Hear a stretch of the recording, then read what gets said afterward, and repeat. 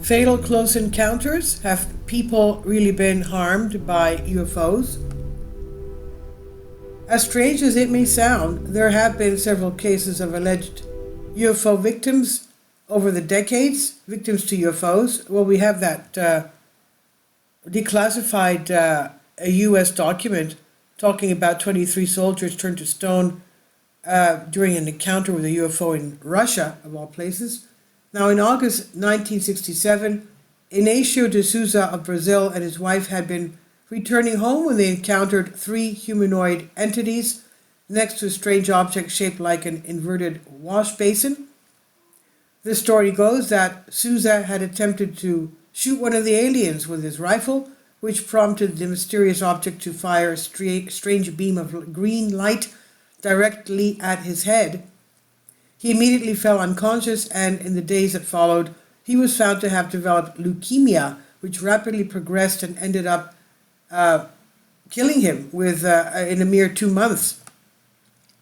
While some ufologists think the encounter and de Souza's illness are simply a tragic coincidence, others prefer to believe that the green light from the UFO was an intense beam of deadly radiation.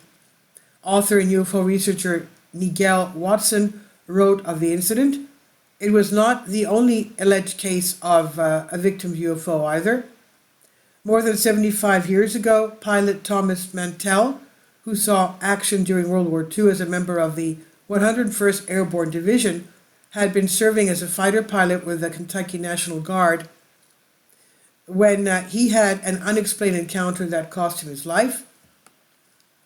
The incident began January 7, 1948, when Kentucky State Police Highway Patrol started to receive calls at around 1:20 p.m. in the afternoon about a strange object in the sky over Maysville.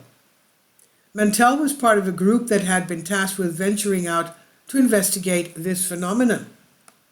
When he, alongside his two wingmen, reached 15,000 feet altitude, they encountered an object described as metallic and tremendous in size that was moving at around half the speed of the planes. I felt a little shaky at 15,000 feet because I realized we were supposed to take oxygen at 12,000 feet, Lieutenant B.A. Hammond, who was one of the two wingmen accompanying Mantell that day, said. By the time I hit 22,000 feet, I was seeing double. I pulled alongside Clements and indicated with gestures that I did not have an oxygen mask.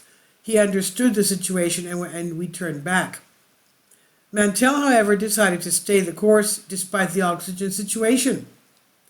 At around 3:50 p.m., the object had disappeared, and Mantell, who was thought to have blacked out due to lack of oxygen, plummeted from the sky and died a few minutes later. While the object was later dismissed as a mere weather balloon, many to this day remain unconvinced. This is from Mail Online, and this is on Unexplained Mysteries by T.K. Randall. Please leave your comments, and thank you for your support. Finally, support my Patreon account. The daily posts are 5 videos daily, and they are totally different from what I have on my YouTube channel. Thank you so much for your support and that you find all my content so interesting. You'll find the Patreon account details in the description box below.